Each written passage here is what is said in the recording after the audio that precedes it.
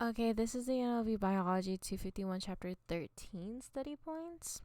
So, we're going to start off by knowing and explain biosafety levels. So, there are four. There's BSL 1, BSL 2, BSL 3, BSL 4. BSL 1 being the least dangerous. So, the pathogen will have the lowest risk of infectivity. So, we're going to be in an environment where, like, we're just sitting around doing whatever, like in a classroom or whatever, right? And then there's a low risk of infectivity, but it's still possible because someone can come in and they can cough and then you can get infected. BSL2 is going to be a moderate risk to humans. BSL3 is going to put you potential to lethal via inhalation. And then that's going to be like maybe around like in hospital level. And then BSL4 is where you see people in hazmat suits. Explain the various factors that influence the level of microbial control needed. So we have daily life, right? Hospitals, microbiology labs, industries, water treatment.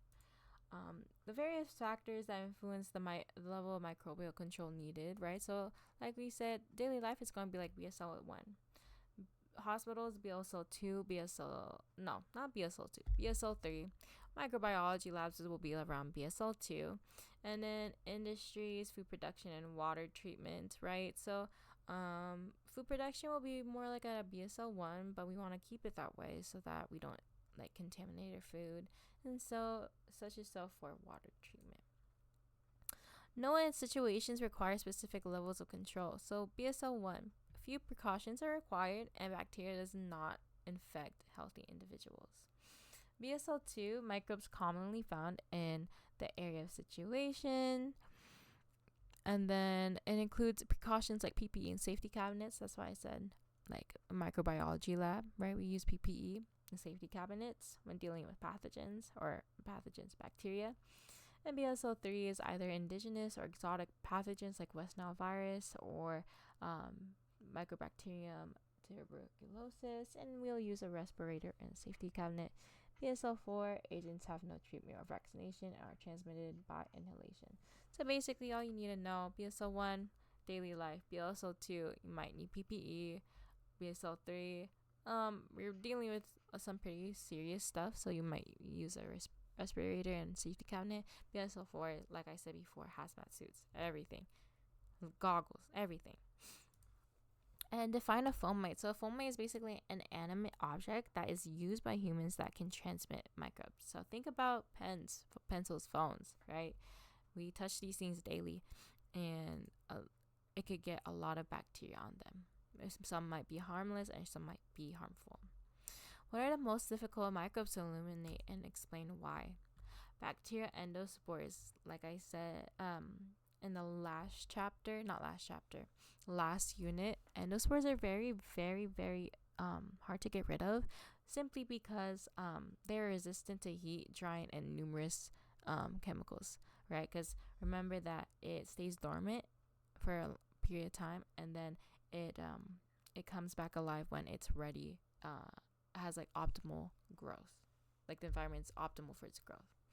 And protozoan cysts and oocysts. So protozoa are able to produce resting stages that make it highly resistant.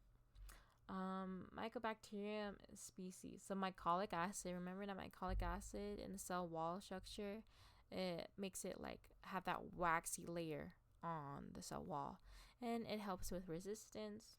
Pseudomonas species. So Pseudomonas can grow in presence of chemical disinfectants, and they tend to carry many plasmids, which could be harmful plasmids or helpful plasmids. And they tend to grow in many different environments, but they're not super pathogenic to humans, but pathogenic to immunocompromised. Naked viruses lack envelope. So when they lack envelope, they're more resistant to chemical killing. And out of all of these, you need to know endospores, you need to know mycobacterium, maybe Pseudomonas, and naked viruses. I don't really think you need to know protozoan cysts and oocysts that well. Be able to define the various methods of control and what they are used for. So there's sterilization, and that's the elimination of all forms of life. That's including endospores. except prions. Those are hard to get rid of. Aseptic technique is where we basically prevent contamination of sterile surfaces. That's what you use in lab. Commercial sterilization is basically sterilization at a commercial level, like in food production, where we want to heat the food at a temperature low enough to preserve food quality, but high enough to destroy common pathogens like Clostridium botulinum. Explain aseptic technique and why it's important in lab and clinical settings. So basically, aseptic technique prevents contamination of sterile surfaces. It's not as rigorous as like full-on sterilization, but it means sterility and contamination of patients. Know about sterilization, what is being eliminated. So commercial sterilization, like I said, is where we're heating food at a temperature low enough to preserve food quality, but high enough to kill common pathogens. And true sterilization is where we remove all vegetative cells, endospores, and viruses from targeted item or environment. That's true sterilization. Define the conditions used for sterilizing components in an autoclave. So you need to know this. I don't know why, but she's very specific. 121 Celsius, 15 psi, 15 minutes. 121, 15, 15. When is sterilization required? So sterilization is used in lab, medical, and food settings. And true sterilization is used in medical settings to ensure that items that are critical, semi-critical, and non-critical that touch the body are free of bacteria, because we don't want the patient to get sick. Distinguish between the different applications of heat as a method of microbial control.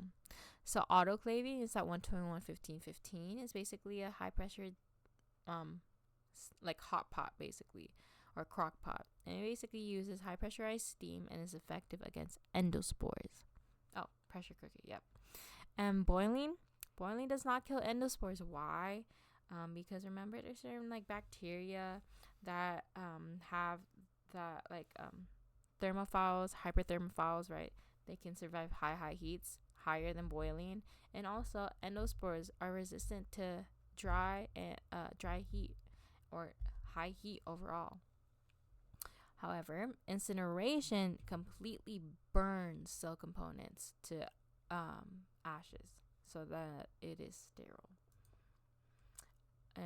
Explain pasteurization and the conditions for each type of sterilization and what the method is used for.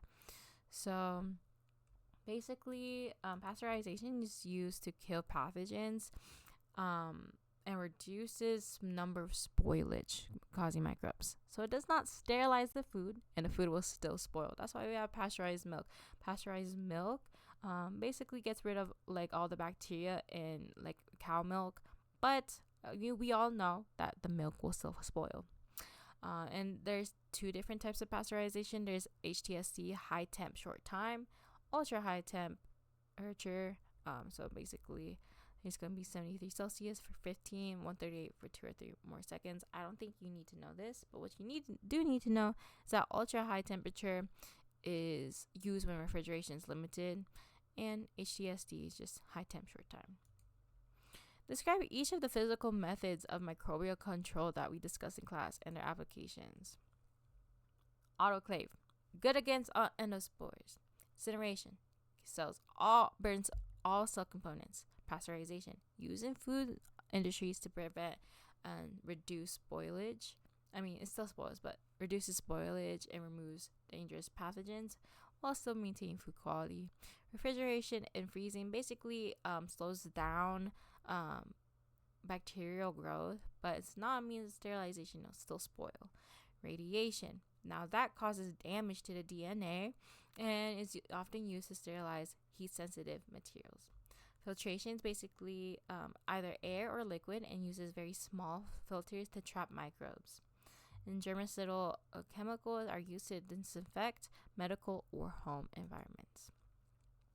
Now on to germicidal chemicals and what does each control.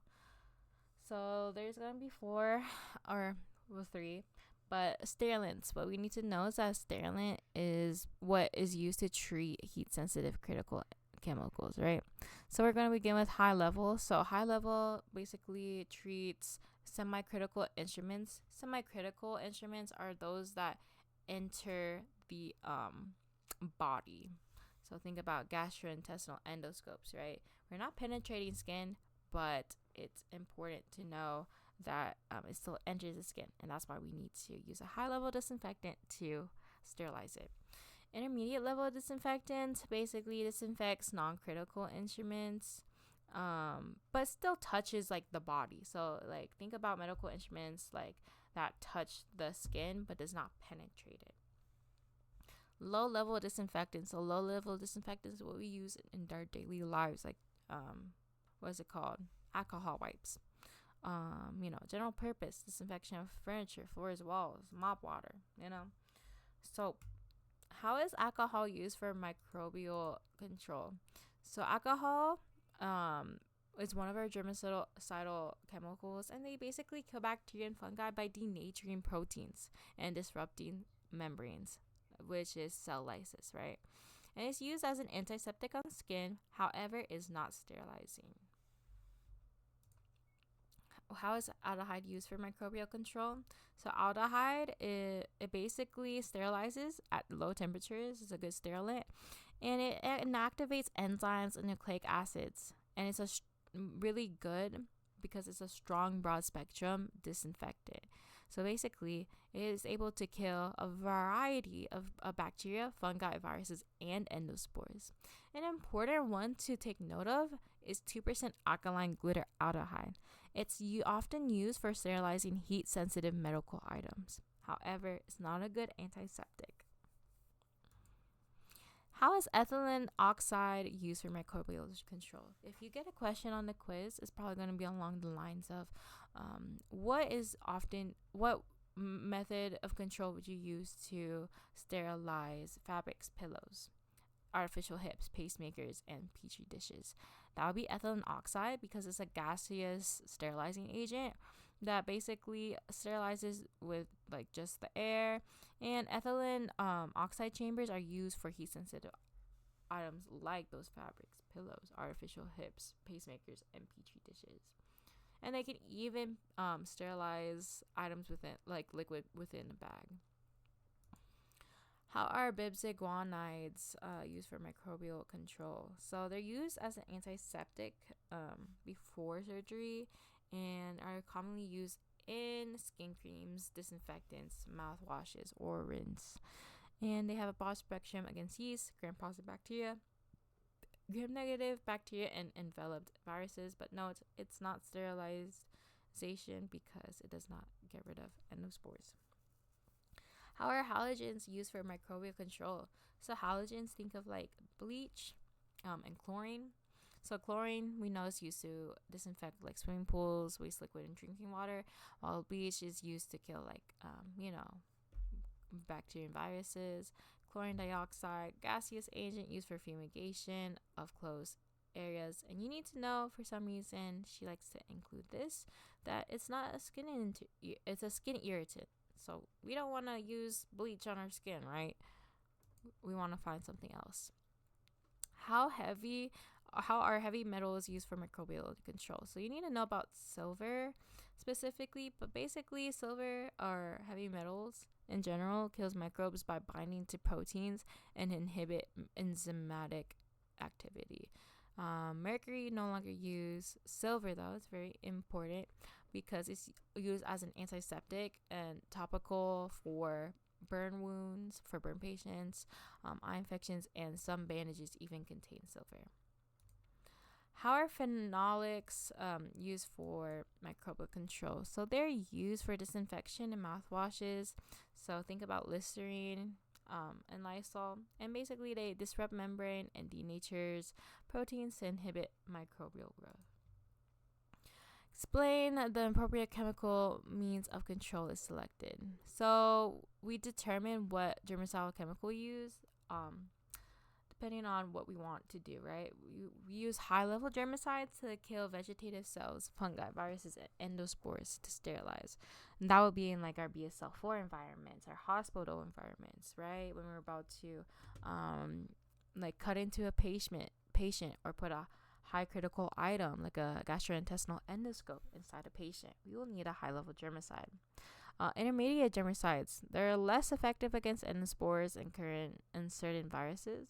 So we'll maybe use this at like a food production level to like get rid of like, important bacteria that we don't want customers to ingest. Low level kills only vegetative cells and some enveloped viruses. This will be like using hand sanitizer. And what are the targets in bacterial cells that are affected by germicidal chemicals? So we're going to target the cytoplasmic membrane, either the DNA or proteins. In this picture basically like sums up what germicidal chemicals do what, but just know that it targets cytoplasmic membrane, proteins, or the DNA. Explain the assay for testing effectiveness of chemical. So we're gonna do, it's gonna be the disc diffusion assay, and this is very similar to the Kirby-Bayard disc diffusion assay. This is why I included this definition. It's basically if a zone of inhibition is present, which is like a clear zoning surrounding the bacteria, the microbe is sensitive to the chemical, and if no ZOI is present, then the microbe is resistant to the chemical.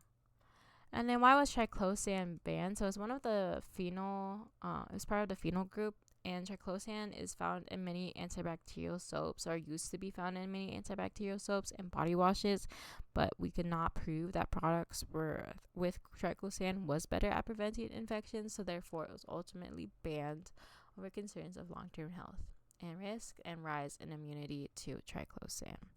And then that's it.